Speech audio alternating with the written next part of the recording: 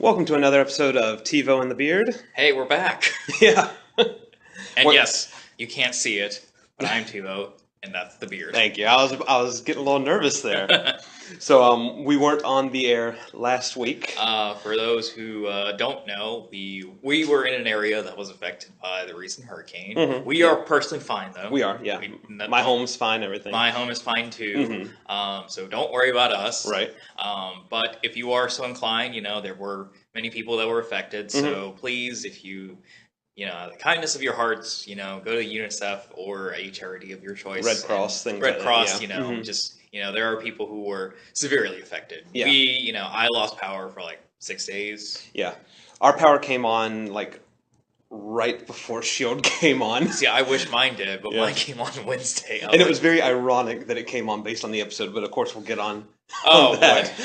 Boy. I was hoping mine came on. But yes, there were people who have been horribly affected. So, kindness of your hearts, go to UNICEF, Red Cross, give them make sure that it is a real one. A real charity, because there will be people out there trying to scam and all that. And those people are terrible. Right, yes they are. So if you're listening to this, just stop. Just stop. Just stop everything. Just stop your fake charity, stop listening to the podcast. Stop everything.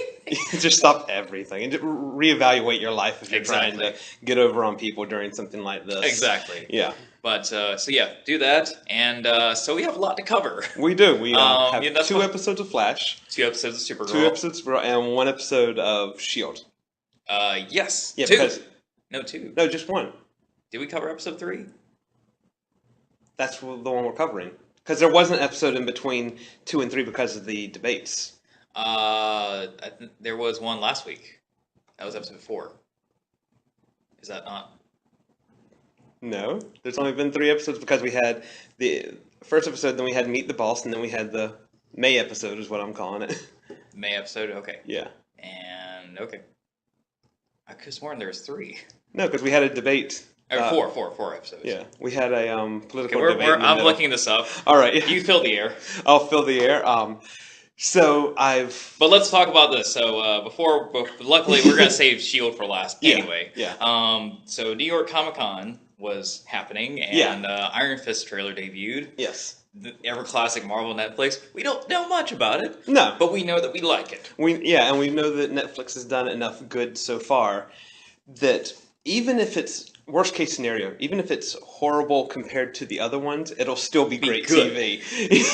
And then, big announcement for many geek people. They announced the villain of the Defenders when they all cross over. Right. And actually they didn't say who it was, but what gets us excited is who's playing it. Right. And it's the ever classic Sigourney Weaver. Right. And she can do bad very well. She can do bad, she can do good, she can do neither. She can do so bad that you're still rooting for her, as a bad guy. What's your fond Sigourney Weaver memory?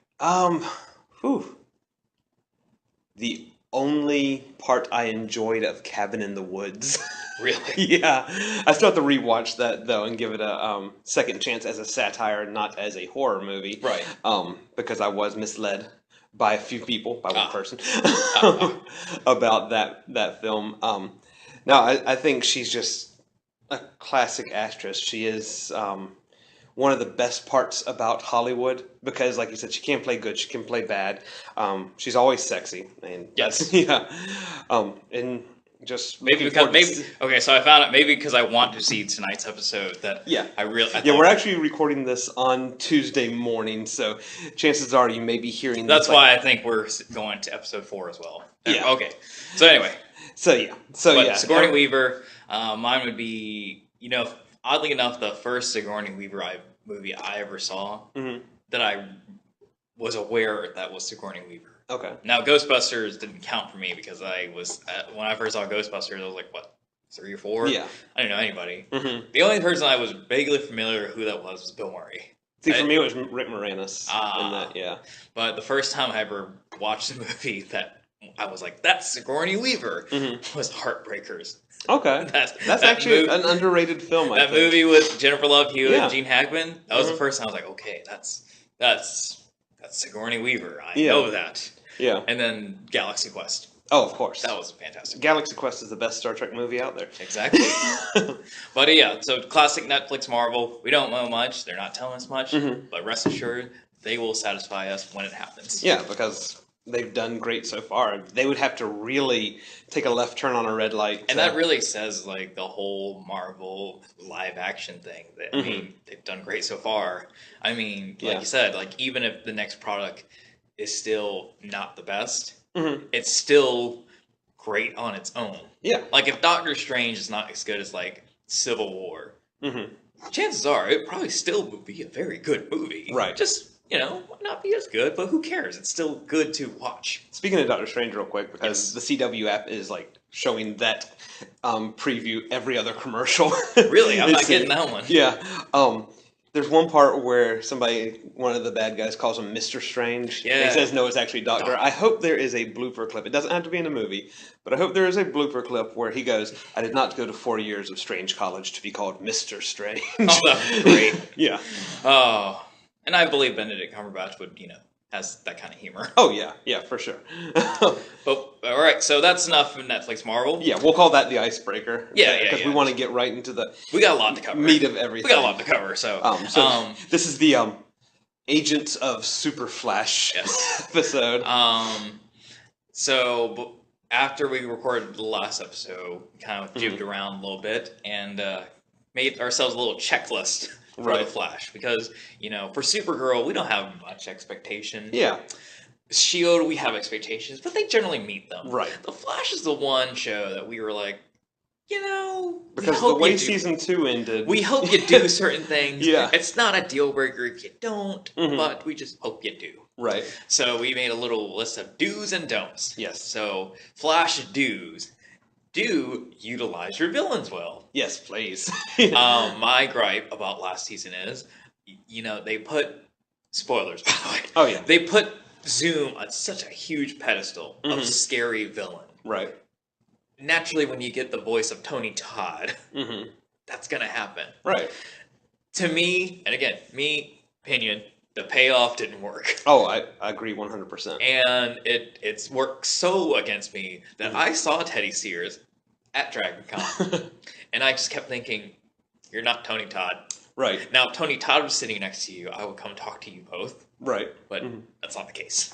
So yeah, it was a very anticlimactic reveal. I mean, well, see, the thing was, it turned to like this mysterious psychopath into a like brooding, obvious daddy issue creeper stalker. Yeah, basically, yeah. And it just wasn't scary anymore. Even when, as Teddy Sears was talking about murdering innocent people, I was like, no, I don't believe it, as opposed to when Tony Todd said it. Yeah. So, do utilize your villains, and I guess don't underutilize. Right, yeah. I think our don't list was sadly longer than our I think it was. Don't let Barry rely on pep talks. Right. That's the one thing. His first season was fine. Yeah, he was learning his powers, all that. He was getting into it. Yeah, but, you know, he is the Flash. Right. And, you know, to me, just like Superman, like Batman, Green Lantern, you're the guy. Right. So people should be getting pep talks from you, yes. not the other way around. And, you know, I love that he has a command center. I love that he has allies, and people can talk to him. But I think season 2, he was relying too much. Like, the one villain that was a tar monster. Yeah. And, you know, he needed, guys, I don't know how. Aren't you a scientist? Right, yeah. You've been doing this stuff before you became the Flash. I mean, can't you figure out that, hey, you know, tar is hot, and that's when it's most dangerous. So when you cool it down. Just take a stab at it. Yeah. Rudimentary science there. That was the first moment. I was like, really? Yeah. You needed to go help? I mean, even the Speed Force itself gave him a pep talk. The Speed Force itself, that was, while a fantastic episode. Yeah. It was still like, really? Yeah. It bordered on comical. Yes. It is starting to become comical with the amount of help or pep talk he needs to do things. Anything. Right. Do bring in more heroes now. I think, you know, they kind of, you know, they got into a point where, the first season they brought in like a Kid Flash or Jesse Quick or another Flash to really be around a lot. Yeah. That had been too much, but now we're in the third season. Let's do it. The universe has been established. The universe has been established. And let's face it, it won't be the weirdest thing you're ever going to put on the show. Yeah, that is there was a giant shark monster. I think having 2 more speedsters, or 1 or 4, I don't know, would not be the weirdest thing in the world. We can leave the animal kingdom alone for a while. We got a gorilla and the shark. Exactly. Let's not overdo the animals. Exactly. Yeah. So yeah, little stuff like that. Yeah. So let's jump right into the Flash. So of course, at the end of season 2, he has his little hissy fit, and not only runs away from Iris, but runs so fast that he resets everything. He goes to save his mom. Which I remember which bothered me 2 ways. Mm-hmm. The girl he finally loves, in all simplicity, says, I want you, I'm here for you. Right I don't even care if you want me now, but I will wait for you, and as long as you don't reset anything. And then also, he already tried to save his mom. Yeah. He himself told him, don't do it. Yeah. So the fact that he did it, in both those things have happened, I remember watching the finale going, really? Yeah. I thought it was going to be just a ploy for CW to restart it, to try something different. Which could have been interesting. It could have been. I would have been for that, but not really. Right. So that's a don't. Yeah. If you're going to do life-changing plot sequences, let them stick. Yeah. Now, granted, we're only 2 episodes in. Right. But let's just say the impact wasn't felt as hard as maybe it could have been. Right, yeah. So in episode 1. Episode 1, we learned that, yes, time changed because he did not let the Reverse Flash kill his mother. Yeah. And now as we learned from Butterfly Effect and things like that, when you change one thing, it changes everything. And at least within Central City. Yes. And as the Reverse Flash has pointed out, that's a very fine point in time that he kills his mother. So when you change that, just game over. Right. We see that his father, and he still loves his father and mother, which is what he wanted. So you're thinking, okay, by God, please be happy now. Yeah, because everything starts kind of rainbows and butterflies. Yes. But however, Iris does not know him. Right. They live in a world where Cisco is a millionaire. A douchey millionaire. Yeah. And there is a Flash, but he's not him. Right. It's Wally. Kid Flash. Who does not want to be called Kid Flash. And which makes sense, because if you are the only Flash, you shouldn't have to have an adjective. Yeah. Unless people know you. Right. The Do, however, I really enjoy the Rival. The Rival, yeah. Yes. I didn't like the name at first, but the character grew on me. The name was fine. The mask was kind of weird. How he points out. Yeah, kind of Bat Flash. Something like that. But by God, I don't know that actor. I want to know him now. Yeah. Because, I was still on the fence when he was talking in the mask, but when he took it off finally, it's like, I don't know what you're doing, but I believe you. Yeah, he's still menacing. You're menacing. Teddy Sears. Yeah. Take note if you ever come back for an episode. Right. But I was like, okay, yeah, I'm with you. Yeah. I don't want you to die yet. Yeah, yet. Because with all the changes, the original Flash still has his powers. But as he learns from the Reverse Flash, he's slowly losing it. Right. Because in that universe, he is not the Flash. Right. He's reset his timeline, so he's losing his powers and his memories. And that's another don't of the whiny fairy. It's like, okay, what do you want? You obviously can either be the Flash, which you somewhat gave up, or you can live with your parents. Yeah, you can have one world or the other. It was that moment where you're like, which do you want? You can't have both. Right. Which he tried to have both. Yeah. And the thing that became comical was, so the finale, the final sequence of episode 1 was Kid Flash and the Flash versus the Rival. Right. Kid Flash managed to incapacitate him, but got cocky and was impaled. And then the Flash took over. So you're thinking, all right, man, if Kid Flash was able to, lay a whooping on him, yeah, then the Flash should. Got to, yeah. But Well, he did, but he needed a pep talk. Yeah. From an Iris that has no idea who he is. I love the line. She's like, I don't know what we were in the other timeline. Oh my god. Really? Yeah, she starts believing him very fast, too, Yes. that he's from a different timeline. And having that connection. Yeah. But still, it was like, really? Yeah. Why do you keep needing pep talks? And what also gets me, though, about this episode is he waits to talk about the different timeline, even though, like, Joe and Iris aren't talking anymore. Yes. And he tries to hint at why they're not talking. It's like, oh yeah, remind me why you guys... Just say, I'm from a different timeline. Explain to me what I've missed here. Yes. Well, I think that was more episode 2. Mm-hmm. Episode 1, they were just not. Yeah. They were just not. They were just not in sync at all. But still, just the pep talk. So don't. Yeah. So that was episode 1. Mm-hmm. So the Reverse Flash escapes. Yeah. He somewhat resets the time. At least you think so. You think so, Yeah. but the big cliffhanger was, hey, where's Iris? Dude, it's not funny. You know, he and Iris don't talk anymore. I was like, what? Then we go to episode 2, and we learn that generally it's been put back. Yes, Cisco's no longer a millionaire. He's just a very sad person now. He's gone from douche to emo. Yes. Yeah. Very, very sad. Yeah. But for legitimate reasons. For legitimate reasons. But let's see. As you pointed out, Joe and Iris didn't talk. Let's see. What else was a factor? Snow was not a member of the team in episode 1, but in episode 2 she's back. She's still... Because in episode 1, what was she, like a pharmacist or something? She was like a child optometrist. Yeah, something. Child care optometrist. It's like they just picked an occupation out of a hat, and I was like, yeah, this is what she'll be for the first episode.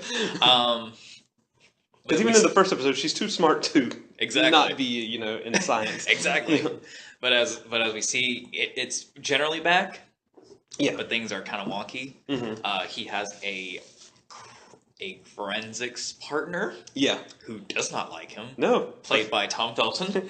Better known as Draco Malfoy. Yes. Because when I first saw that, I was like, is that Malfoy? I hope they don't make Malfoy a bad guy. Right. I mean, it's... They can make him a douche, but, but I hope it'd be too easy. A douche with a heart of gold. Something like... It'd just be too easy of, like, one of the twists this season, which CW, you do it. If, he's part of whatever they're planning to do. Right, yeah. I just hope he's just a guy. Yeah, he's just a guy, and if they keep him, great. If he gets killed off by something, great. Yeah, he doesn't... Don't have him play a major role in... Or that kind of major role. That kind of major role, yeah. And I think also... Maybe he tries to steal Iris, That'll be fine. Yeah. But the whole...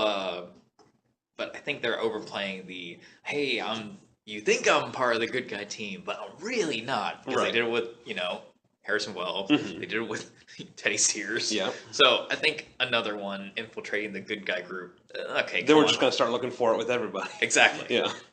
So no qualms against Tom Felton. No. But just please don't be like a major villain. And if you do, please write it well. CW, sometimes that's not the case. Get on it. But in episode 2, he was great. He was great. Yeah. I like that. I like what I liked that they did with the episode with everybody was, most of these actors, maybe minus Tom Felton, they've been through a lot. Yeah. And I like that they wrote him and they were performed convincingly well that, all of that they went through the last 2 years, that's not the character they are anymore. Right. The only person is Barry. And like you said, I like how he kept hinting. I was like, my favorite part between the Joe and Iris thing was when he kept zipping through. Oh, to invite them both to dinner. Exactly. The classic romantic comedy sort of thing. It was funny. Like, I'm inviting you both to dinner, and neither one of you will know that the other one's going to be there. But with the flash, with the little flash interpretation, because he kept running between. I thought that was funny. And then at the very last of that conversation, I was like, is he ever going to tell him Noodles? Come on, tell him Noodles. So you're getting off base here with what the question was. The one thing that upset me so far is that Wally is no longer Kid Flash. Right. And Wally West is my Flash. So I was like, what? You took that away from me. Yeah, I'm hoping that they do bring that back. Oh my God. I mean, you made a costume for the man. Yeah. Hopefully it'll be more than one episode that we see it. Speaking of one episode, so there was a return of another character. The rival came back. Right.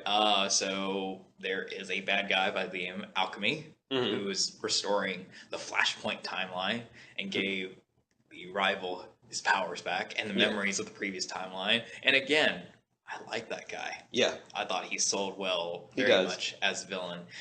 He was beaten at the end, and it's a little ambiguous to whether, spoiler again, whether he gets killed by the alchemy or he's just badly hurt. Right, yeah. I hope he's not dead. And I like that they left it kind of open like that. But I hope he's not dead. Right. Because, he managed to do what Teddy Sears couldn't do in a whole half season. Basically, yeah. I think so. He's almost on par with my Tony Todd. Yeah, he's not as, the rival versus Zoom. Yeah. Zoom was more intimidating, of course, just because the rival's not like scary in like that sense. Right. But I just like that he's just a good villain. He's a better all-around villain. Yeah, where Zoom was just only as Zoom is he terrifying. Take the mask off and you got that. It's just the guy that you don't let around the high schools. Exactly. Well, actually, it's funny that you say that because Teddy Sears. I'm sorry. Yeah, I don't mean anything against Teddy Sears. But he sports a very pedo mustache now. That makes it even better. I mean, if that's your facial hair of choice, fantastic. Right. It was just off-putting if you see him. It's that would have been even funnier though when he takes the Zoom mask off and there's the mustache. Oh my god. It'd be go ahead and lock him up. Maybe they could put that in a flashback or something, or another alternate episode or something. Yeah, he goes back to a '70s version. Yeah, exactly. Well, one of my speaking of other decades, one of my favorite points of the episode, and least episode thanks to DC marketing. So DC marketing needs to kind of hush about certain things. Be a little bit more like Marvel. Yeah, in the sense of the promotional photo of this episode was John Wesley's ship as Jay Garrick standing next to Grant Gustin's Barry Allen. Right. Wouldn't that have been fantastic? Both of them dressed as the Flash. Which is great. I love the new Jay Garrick. I love that he's that Flash. But wouldn't it have been great if we didn't know that was coming? Yeah. That would have been a lot better. Because it wasn't a reveal. It wasn't surprising, anything like that. And it could have been a great surprise. So basically, in all of simplicity, and I loved it so much, so Barry was about to reset the timeline again. And he was grabbed mid-time travel by the Flash. But the Jay Garrick Flash, played by John Wesley Shipp, who, in essence, told him, stop. Yeah. You've already messed things up enough if you do this again. And I love the analogy he did with the coffee cup. Yeah. And, for those who didn't see the episode, basically, he took a coffee cup and vibrated it and cracked it and said that you broke it. So you can put it back, but the cracks are still there. Yeah. It's not going to be the same. Exactly. Yeah. You'll still have a cup, but it's not going to be the same cup. I was like... Yeah. And right when they walked to that diner, and I know this shows my age, I was like, they're in the 90s. Yep. They're in flannel. I hear the music. Dawson's Creek is showing. Which is a nod to John Wesley Shipp because he was on Dawson's Creek. Right. But I love it. See, that's the kind of pep talk that's fine for me. Right. I can deal with that pep talk. I think there was one later he had. I was like, should I be surprised? No. Yeah. But that flash pep talk was also less than a minute. And it was, but it was very essential. Yeah. It was good to know, other than hey, there's a star monster. How do I beat it? Yeah. What? This is a seasoned Flash who probably has traveled through time, who's basically telling the other one, stop. This is what I've learned. This is what I've learned. You need to learn it now. Please stop. Yeah. It's changing a lot more than you think. And it changed something in the Arrowverse too, but I don't know anything about I don't know. Yeah. So if you're listening to this and you watch Arrow, you'll know what we were talking about. Yeah. Don't worry about telling us. Yeah. We don't care. In summation, that's been The Flash. We usually go a little more in depth, but we got a lot more to cover. Yeah. I thought it was 2 good episodes. One thing that I'm not liking about season 3 versus 1 and 2 is the way it's filmed. Okay. They've gone very much TV now, especially in season 1 and a lot in season 2. It almost looked as if you could do a screenshot of any of the scenes and make it into a comic book square there. Where with season 3, it just looks like TV, which is fine. Yeah. But that's, if I had to pick one qualm that we haven't listed already. My qualms are pretty much a constant one, but hey, sometimes the pros outweigh the cons. Yeah. Blah blah. Tonight's episode, Harrison Wells comes back from Earth 2 along with Jesse, who has powers now. Right. So we finally get another speedster, which I'm fantastic with. And as she promised, at Dragon Con, I was like, oh, okay, but still, I would have liked it to be a surprise. Yeah. But hey, beggars can't be choosers. But DC obviously tells their people, oh, you can say anything you want. Say what you want. Whatever gets people watching. Yeah. One thing that differentiates this from like S.H.I.E.L.D. and stuff like that is, I think if you haven't ever seen Flash, you can go ahead and start with this. Go on Netflix, rewatch 1 and 2, but you can start here, and you're not going to be honestly, completely lost. If you get the basic outline of who the Flash is, whatever, you can start.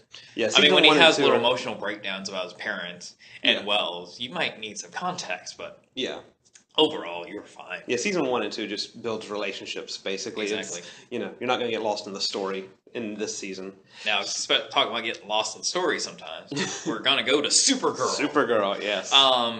I think we've made our feelings known about Supergirl. Yes, we tend to sit on two different sides of the Supergirl axis there. But they're almost the same somewhat axis. Except that I've seen all of season 1. And I've seen a total of 3 episodes. Right. One of them being the Flash episode, right? That's right. So you've seen like 2.5 episodes then. That's right. Yeah. So recap of the first season for me, not like plot, but like feeling. I like the girl playing Supergirl. Yeah. I don't like how they're interpreting Supergirl. And when I say that, it's just very minute things, like Kara instead of Kara. I grew up learning that her name is Kara. So when they said Kara, I was like, that's... See, I read it as Kara. Even before the show. I read it as, well, you know what? You can blame the DC... animated Superman show. Okay. Because when they introduced Supergirl on that, it was Kara. Ah, okay. So, and naturally, that's my first big thing, so can't help that. See, another thing was that I remember in the pilot, there was like a Kryptonian thing. Yeah. And they said it was Kryptonese, and I just lost my mind. Not in a good way. Right. I just thought... Now, if you remember from a few episodes ago, I don't remember if it was our last episode or the one before, I made you a deal. Can we keep Kara if they say Kryptonian? And you said yes. And as we'll get into with these first 2 episodes, they said Kryptonian. Yes. So for the new season. They heard our bet, our deal. But because they kept Kara. Yes.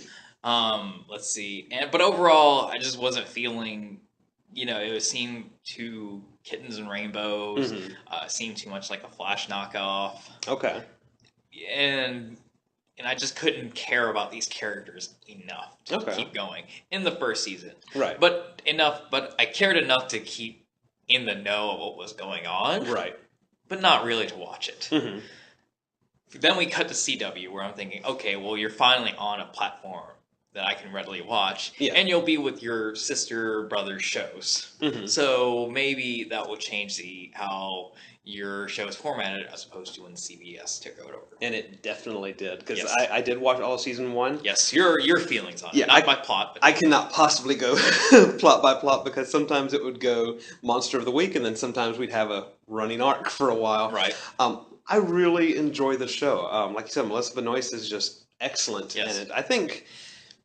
I can't really think of any of the cast that didn't really become their part. Yes. Like Martian Manhunter, all of them, they're just all great. Dean Cain is in it in small flashback parts. Which I anticipate great things from Dean Cain. Yeah, I 100% believe we will see him back before mid-season, probably.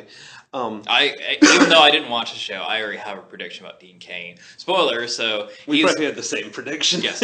Spoiler, so, we, in the first season, we were believed he's dead. He is not. He is stolen by Cadmus.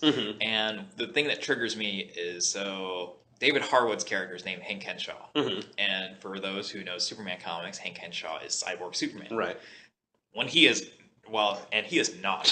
Which is what in season 1, the first time you see him Hank Henshaw use his powers, his eyes glow red, he smashes a bomb, you think, oh, this is definitely Cyborg Superman here, it's obvious. But the weird thing was that Cyborg Superman's a bad guy. Right. But he is not, he is Martian Manhunter. Right. But in my mind, in my comic book centric mind, I'm thinking, you cannot put that name on a character, and while he may not be it, it's got to be somebody. Right. Like, that's a horrible tease. Yeah. You could call him anything. If he was simply just to be Martian Manhunter, there's no Cyborg Superman, you could call him anything. Yeah. So I'm thinking, why do you call him that? And then, as I read, didn't watch, but read, you learned that he borrowed the name. He borrowed the name, yeah. And Dean Cain is involved in why. And I thought, oh my God, wouldn't it be fantastic if Dean Cain became the Cyborg Superman? Then he will have played so many versions of Superman. And that would be awesome to me. Yes. That is my prediction. I hope if you're listening, you do that, because I really don't see any other route they can take with that. Exactly. Yeah. So, but yeah, that's that. You said Dean Cain was in it in small increments. Helen Slater is in it. Yes. Who, Young Children, she was the first. She was Supergirl. Yes. In a movie that's very forgettable. Yes. But yeah. So they DC likes to do that sort of thing. They're sort of cameos. Season 1, the only thing I didn't like out of season 1 was Bizarro Supergirl, because I didn't bother reading that because I thought it was stupid. It really was. They made her seem more. I can't even really explain. They made it seem more like she was handicapped, and they were like she was had brain damage, and they were using that to their advantage as the bad guys. And yeah, I just didn't care. If you just take out that, the rest of the season is. But I think the thing that saved the show for a lot of people is the Flash episode. Yeah.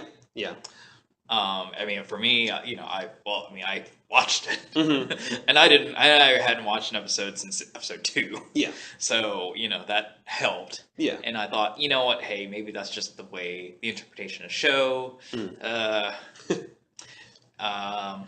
So we cut to, it being canceled by CBS and being renewed by CW. So, that got my interest. I was like, okay, well, if it's made by the same people who make all the other shows, then, surely maybe certain things will change.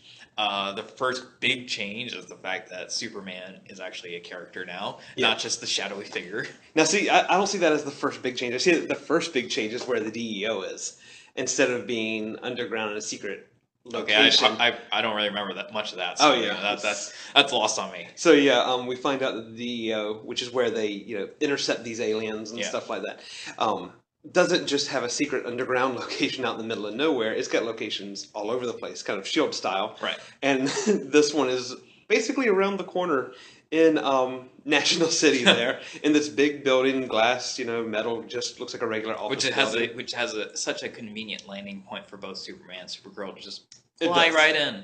I thought that was funny. I was like, it's like you built it for them. Yeah, right. Or a person to fly through. It's like you built it for season 2, didn't you? Exactly. But that first big change for me is Superman, who's played by, I'm not going to butcher your name, by Tyler H. Yeah, there we go.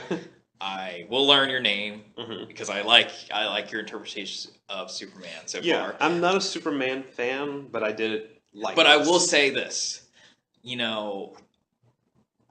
this Superman 100% fits in this world. Yeah. No, I would not put him in the cinematic universe.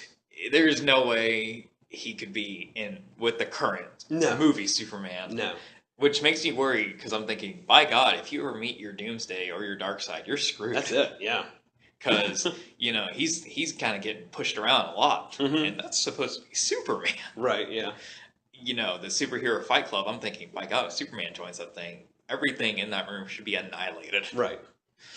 Maybe not. I don't get that 100% from this Superman. Right. While I don't have a problem with you, that's just a couple things I think of.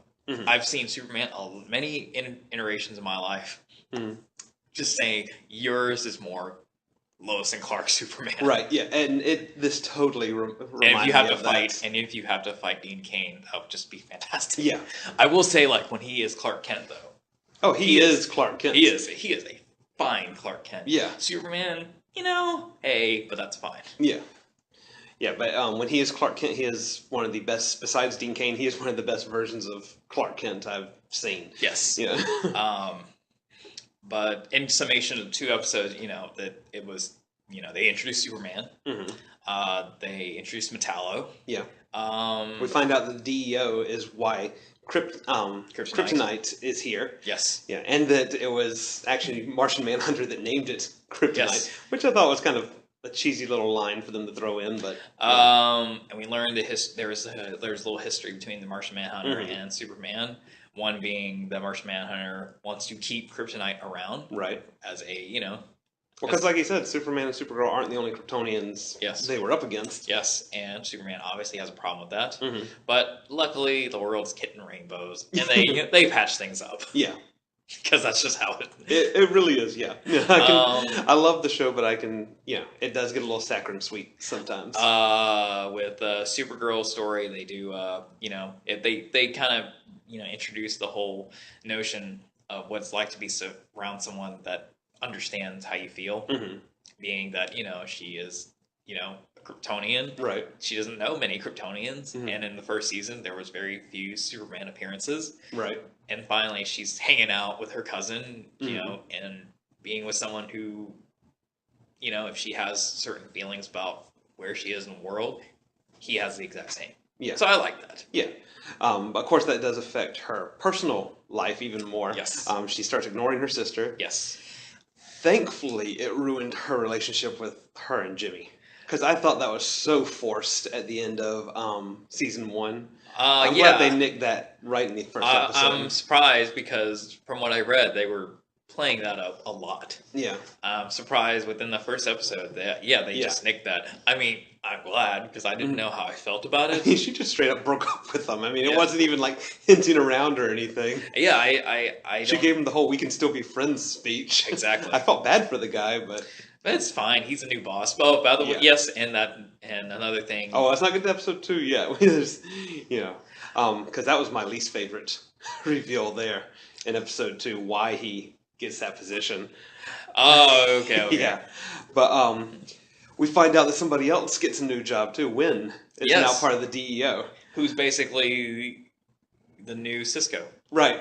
That's exactly who I was thinking of, making Star Wars references and all. Yep, and being the very excitable young guy talking through the comms and everything. Hey, you know what? Fantastic for him. Yeah. I don't know him that well, but Well, he worked with Cat Industries, of course, and they don't show enough of the magazine anymore for him to have been an important character anymore, so I think that's why, at least as a show, they moved him over. Yeah. Because, I mean, I like him fine as an actor.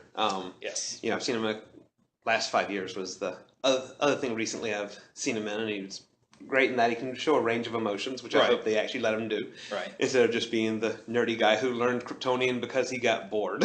Yes. But one other big thing that happened at the end of season 1 that came into this season was Supergirl found another Kryptonian ship that crash landed. Yes. And Hank Henshaw doesn't trust what came out of it. Well, I think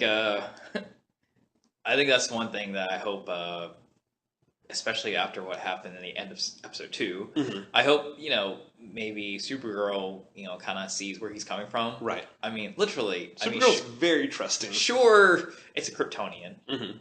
But he literally just crashed here on Earth. We have no idea. I mean, there were bad Kryptonians. Yeah, the ones you fought at the end of season 1 were bad guys.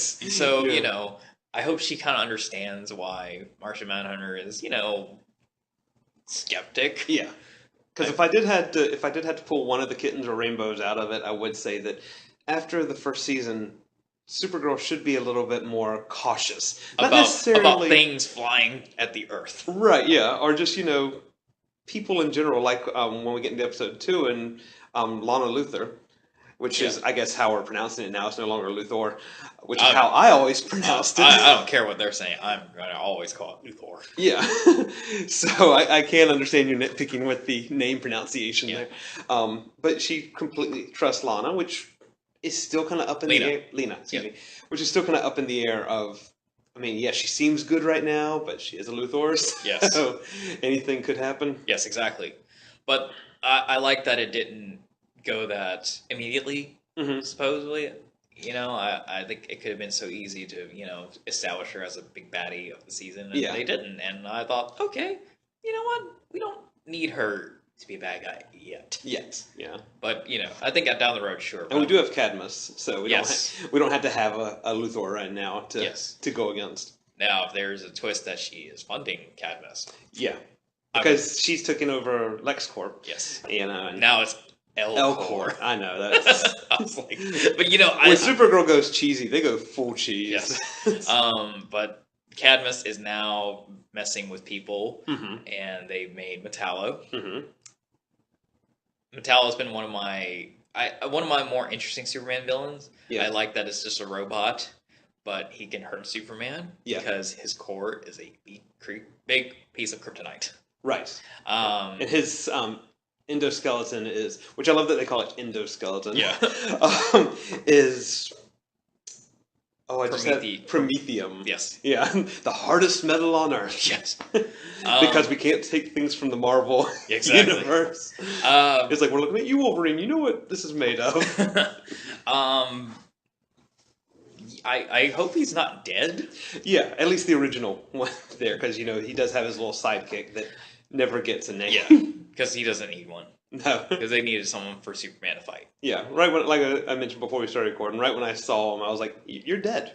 The only reason was, again, you know, this is nitpicky in the sense of like, you know, I kind of have a picture in my head of what they need to look like, while the kryptonite core look cool. Yeah. Metallo's face is generally half off to me. Yeah.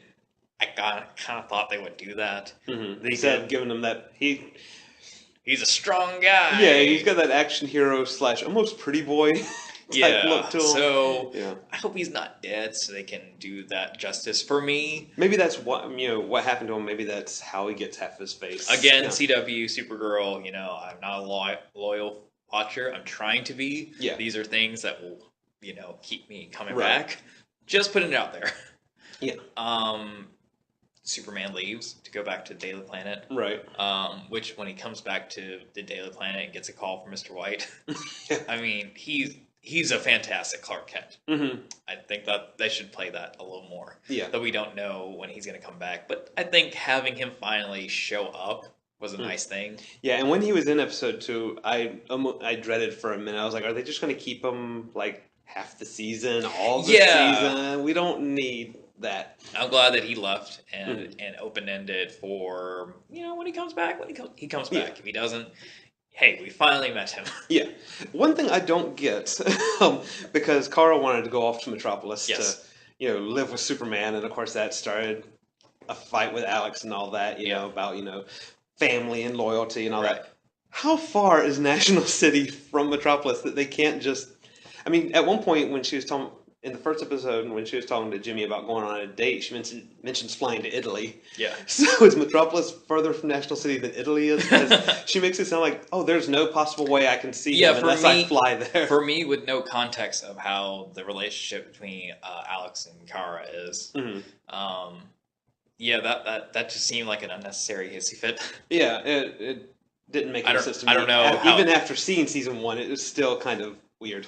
I mean, you know, I mean, she brought up a good point that, you know, she is the sister that she grew up with, not Superman, you know, as far as family. But, you know, but still, it played in the whole, there is, at this point on this world right now, there are only 2 people that are like me. Yeah. One of them, we don't know if he's even bad or not. And one of them is literally my cousin. Of all people who survive that planet, it's someone actually my family. Right. You know, why shouldn't I want to be around him more? So I like that was an issue.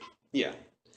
But as kittens and rainbows, make it turn out they get to live in both cities, and right, because someone has to watch Metropolis, and they text each other, which was a weird imagery. Oh, so you didn't see much of season 1, so there was a lot of that kind of stuff. But just, well, her texting other people, but just the whole Superman texting Supergirl. Oh no, that is season 1. They did that? Clark text, yeah. It was just, I was like, I don't know how I feel about that. Yeah. I don't think I have a negative feeling about that. It's just, let's just say I never thought that's how they communicate. Right, yeah. Well, what was it? The first episode he mentions Kryptonian telepathy. Yeah. When he guesses or says that her and Jimmy are trying to date. Yeah. And yeah, I even fell for it for a minute. They were like, are they really adding something like that? And he was like, no. No, yeah. One thing about that scene, though, to kind of nitpick the show I like, is I've never lived in a major city. Yes. I've lived in very small cities or like medium cities like we're in now. And does everybody just ignore anybody talking loudly in the middle of a major city? Because he's like, yeah, I'm Superman, you're Supergirl, and I'm really Clark Kent, and you're really Kara Danvers. And they're just like in the middle of the sidewalk having this conversation. I don't know. I ignore people here. So no. Probably. I ignore people here. We're in Medium City, so yeah. Probably, yeah. Yeah. But it just seems so funny. It's like you're having this conversation out in the middle of the open, expressing your true identities and all that, and nobody even like glances over like, did he just say he's Superman? Let's see. Anything else? I love the park in Metropolis is Krypton Park. Yeah. Yeah. Thank goodness it's not the Kryptonese Park. Yeah. One other thing I didn't like was, speaking of kryptonite, is the shields that Superman and Supergirl get just cover the S's. Why didn't the bad guys like aim up? That's exactly. I was like, yeah. Man, that's fantastic that you cover the S, but yeah, the other 90% of the body. You bad guys, you didn't see that when you hit them, they weren't happening. So why didn't you go for the legs or something? Yeah, because I mean they just like send that steady stream towards the S. I remember when Wynn was unveiling the new suits. I was like, what suit? I was expecting a suit. It looks like an oxygen mask. Yeah.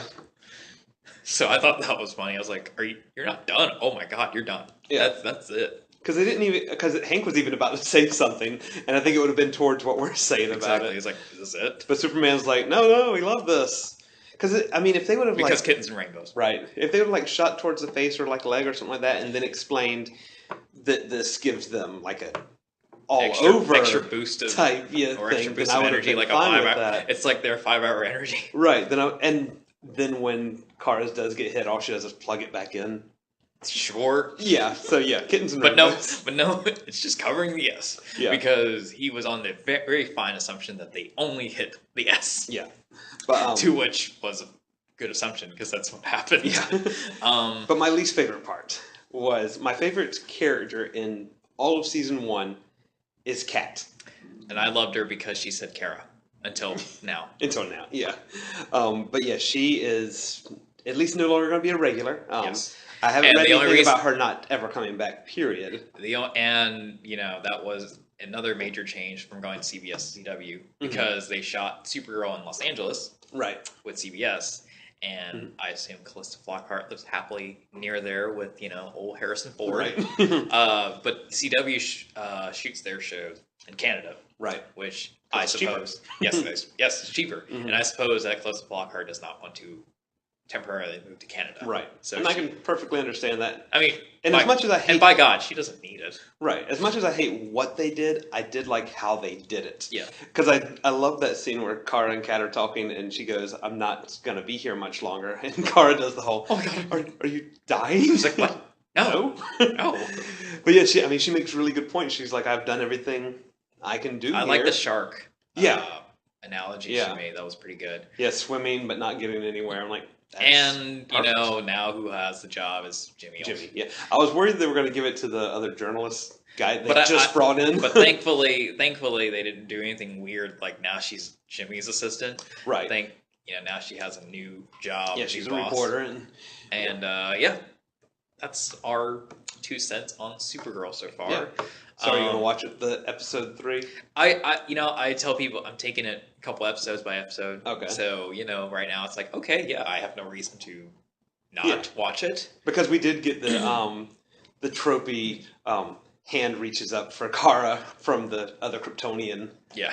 So to establish this might be a bad guy, or it might be a good guy. We don't know. Because I mean, you're coming out of this coma thing. You're gonna react strangely. Yes, as we saw in shows like Firefly. Right.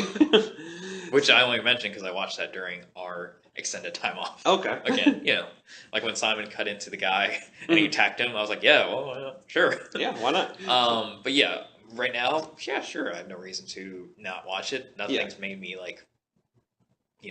I like that angry. I like that they've changed it, but they haven't redone it for CW. There's just enough changes to make okay, this is a different thing we're doing now. Yeah. So yeah, I mean, until something dramatically happens that I am very much against, I don't see why I would stop watching the show so far. Okay. So CW, just maybe keep on this pace. Room to improve, but don't stray off. Right. But right now you got us with Flash and Supergirl. I've been told that if I want to watch season 2 of Legends of Tomorrow, I need to finish season 1. So I'm like, that might not happen. I was told I was given a synopsis of the premiere, and I just looked at him going, I wish you guys could see that facial expression. I can't believe this is the same universe of show because I knew nothing of what you were talking about. Nice. And you know what? I don't have to. Right. I would just elect to not watch it now. I think that show has a better premise than Arrow. Yes. But so if I was going to go back and binge one of them, it would definitely be Legends of Tomorrow. But if I have to, because I stopped at episode 4 or 5 from season 1. A lot happened. Yeah, so if I have to rewatch all of that to start season 2, probably not going to happen till the summer. Yeah. When all the good shows are done. Yes. And speaking of good shows. Yes. Goodbye, DC. Yes. We're going to spend the rest of our time talking about Marvel. Yes. In just one episode. I like how we're going to have to, kind of hurry this last little bit, even though we've been dedicated as the S.H.I.E.L.D. show. Yeah. But in all honesty, as much that happened in episode 3, at the same time, not a lot happened. Yes. Because it was the big stuff happened, but it happened to everybody. Yes. Instead of these 5 Once again, this is going to be my catchphrase for the season. Look how much of a man Fitz was. So, 30-second premise or synopsis of episode 3. Go. Watchdogs, the group that's been terrorizing Inhumans, that's the anti-Inhuman group, has now declared basic war against the government to tell them to basically stop this registration thing and, either kill or ban all the Inhumans or anybody with powers now.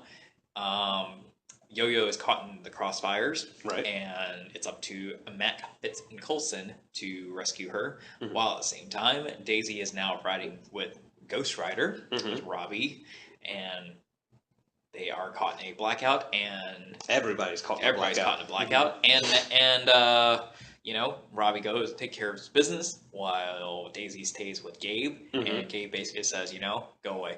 Yeah. And what is Simmons doing during all this? She is saving May by killing her. Right. And that brings us into episode 3 of Agents of S.H.I.E.L.D. Yep.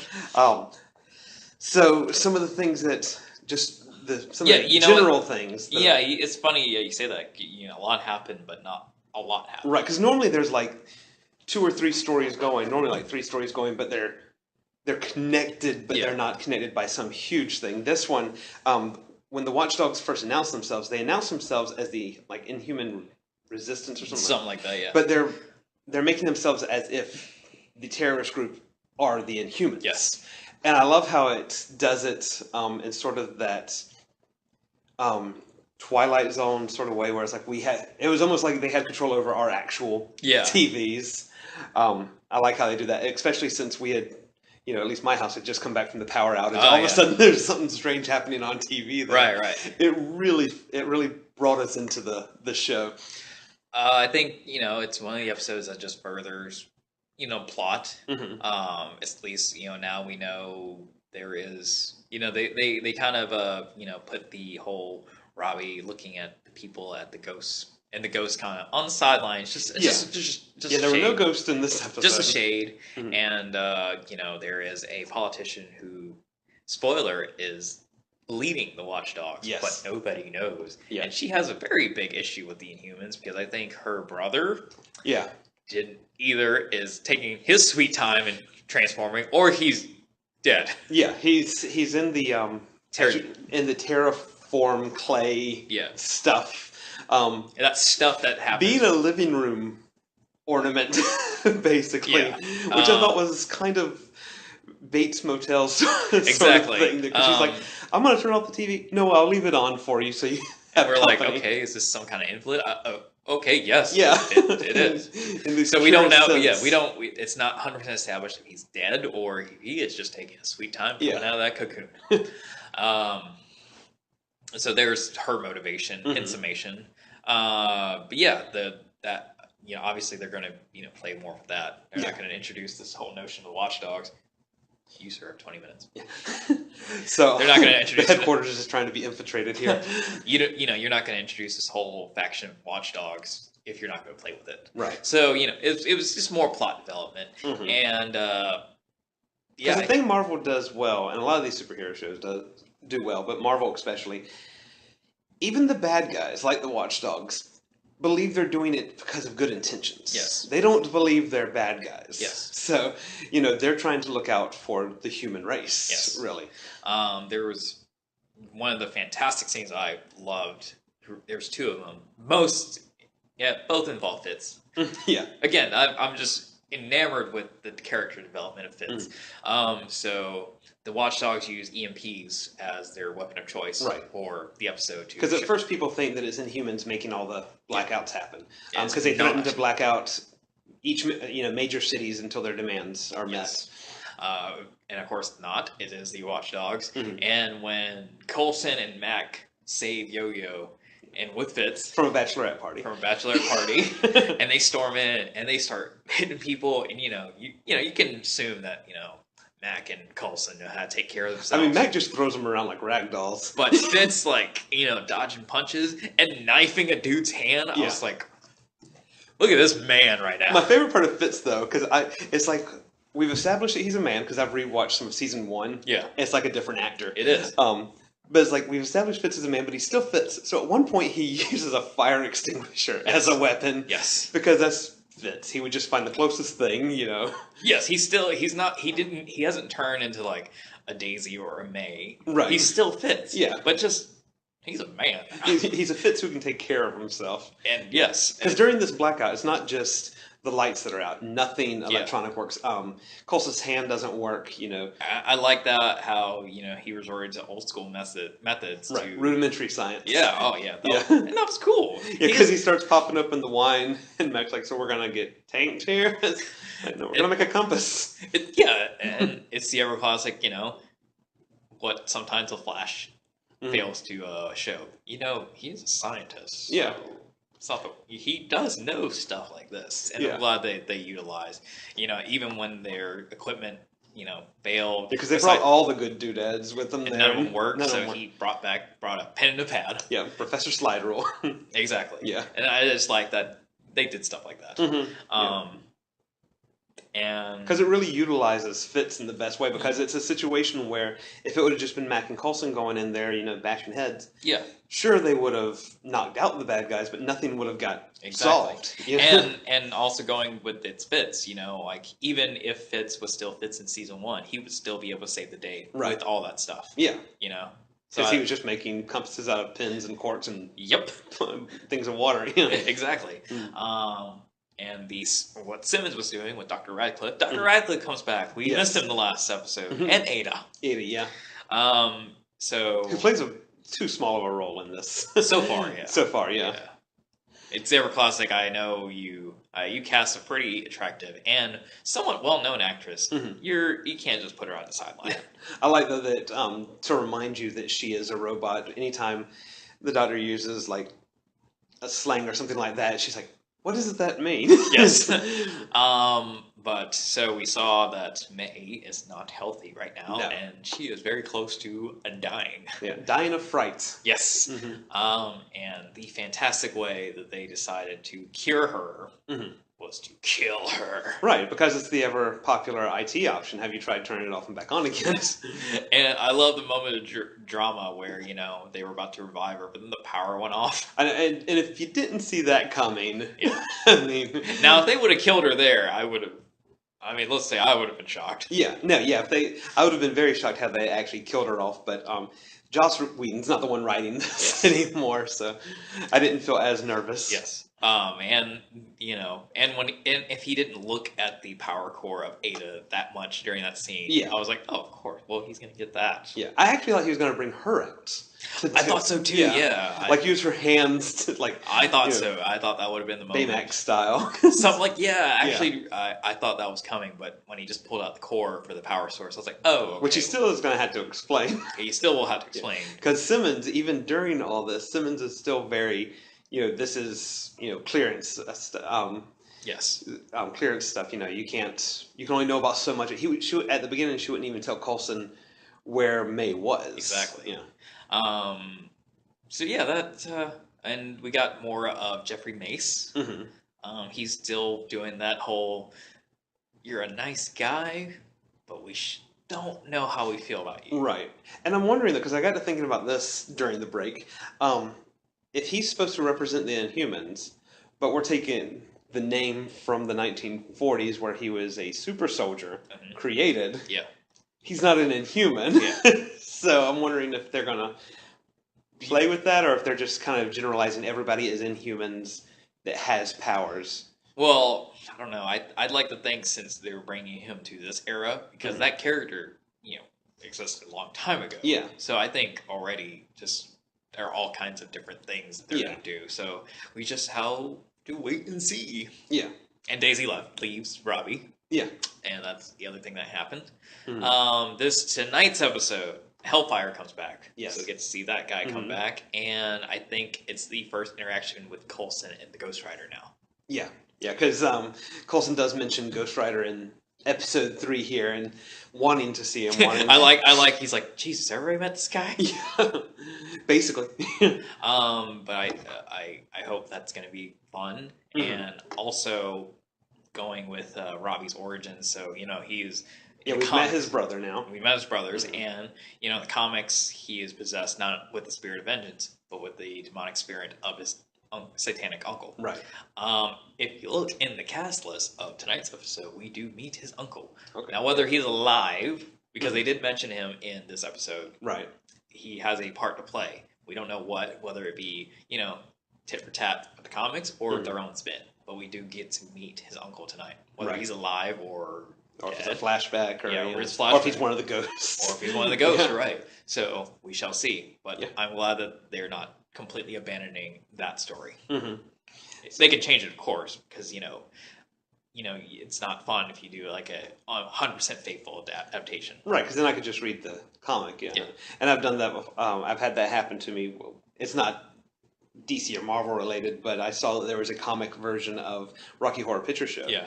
So I started reading it, and I'm like, this is like word for word what's in the movie. Yeah. Why am I going to... You're just thinking, I just get to read it. Yeah. Which is maybe fun, but you don't, you're just, but it's like, that's something you don't have to have both. it takes the anticipation out. Yeah. Yeah. So that is our rush review of... next week we'll have a regular episode again. I will say there is another hurricane coming our way. This one? Hopefully we'll get a lot luckier this time. So, till next time. So next week.